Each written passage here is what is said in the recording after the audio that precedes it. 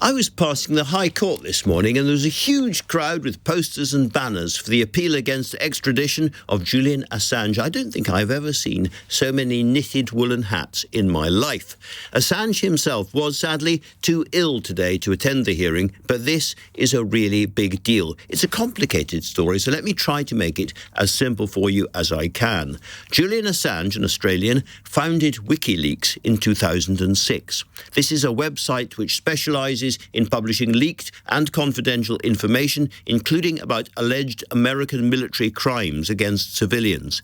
They, the Americans, want him. After years of legal battles, today may turn out to be his final attempt to avoid extradition to the United States, where he is wanted for leaking secret military files in 2010 and 2011. His supporters see him as a crusader for press freedom and against war, who is being persecuted for shining a light into dark spaces by state authorities here and across the Atlantic.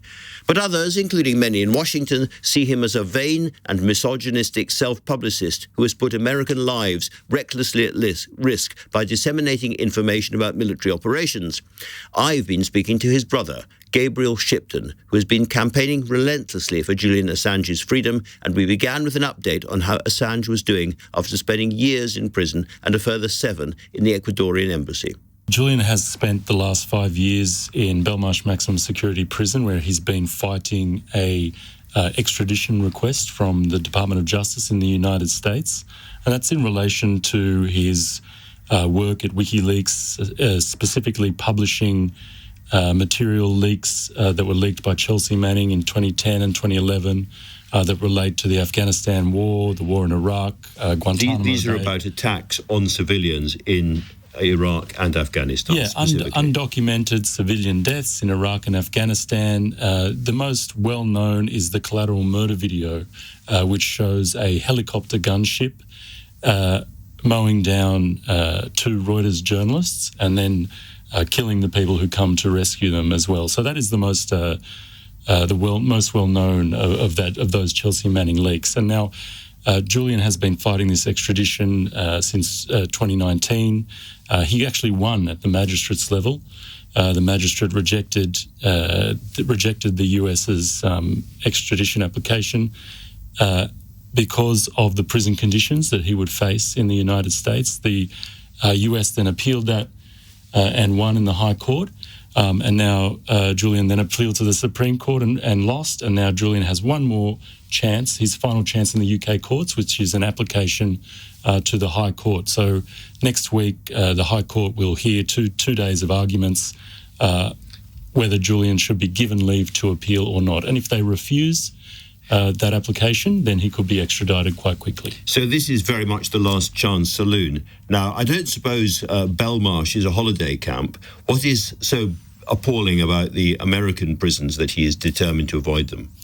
Well, I mean, you just have to look at Guantanamo Bay, where they took and tortured people, that Julian leaked information like that, or even look at Chelsea Manning. Though that is not where he would be sent. If he No. But if you look at Chelsea Manning, the leaker of this information, she attempted suicide multiple times in the conditions she was kept in, solitary confinement.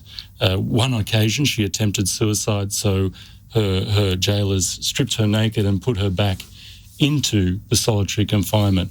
And so that's the sort of conditions that Julian faces, special administrative measures, SAMs, where all your communication with the outside world is cut off, and what has found to be by the UN Special Rapporteur on Torture to be torturous conditions. Just 2 weeks ago, she appealed to the United Kingdom to reject this extradition based on the prison conditions. So today's court case is going to be very much about the conditions he would face in America. That's going to be the number of it, is it? Do you think? I think that will form part of it, but really the basis of the appeal is that, part of the UK extradition treaty, the treaty between the United States and the United Kingdom, part of it says you cannot be extradited for political offences.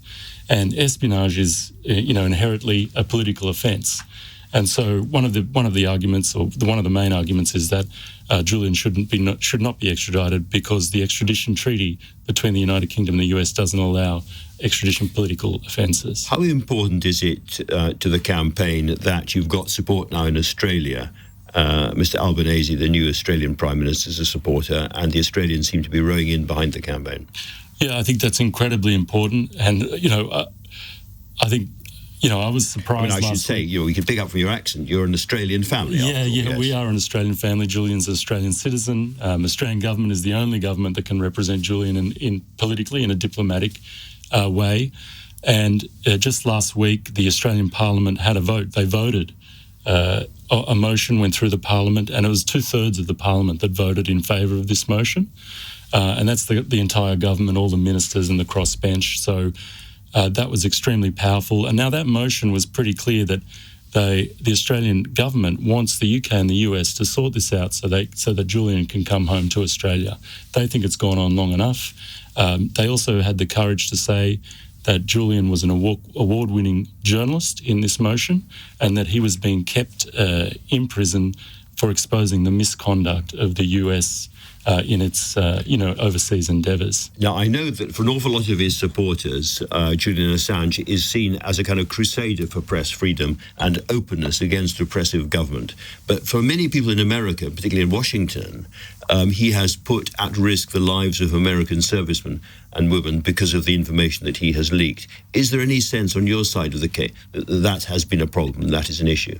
Well, I think, that's a common misconception that, that anyone was harmed from these leaks. So there was an investigation during Chelsea Manning's trial.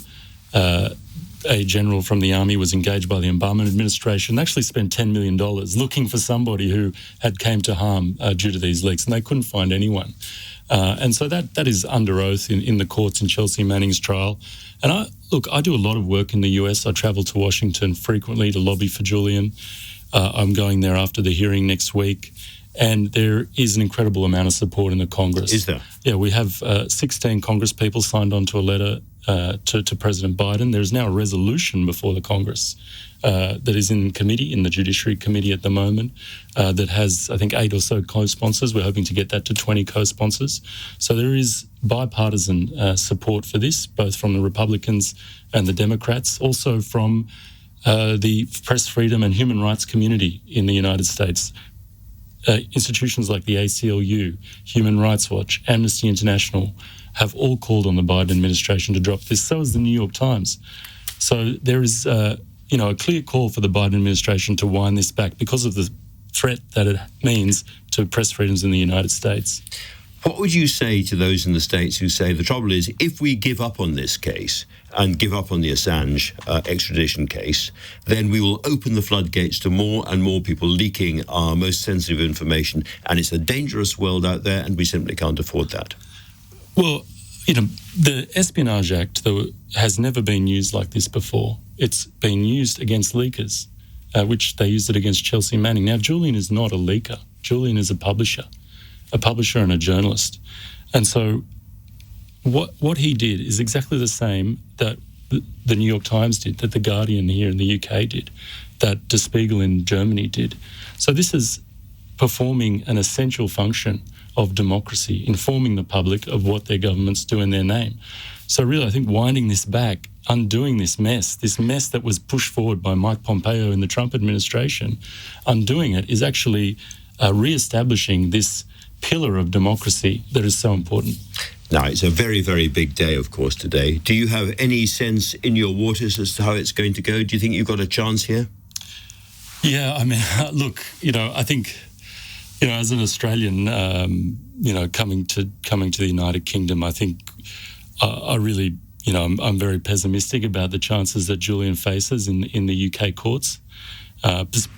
Based on our experiences here, or Julian's experience here over the last 13 years. But I think really now, the UK has a chance to stand up here. Just like the Australian government has. The Australian government has stood up to the US and said, this is, you're going down the wrong path here. Give us our guy back. So the UK also has an opportunity now to stand up for press freedom, to stand up for human rights, and really be a leader and reject this extradition. Well, I'm sure a lot of people would have been listening to that. Thank you very, very much indeed for coming in and talking to LBC about it. Thank you. Thank you for having me.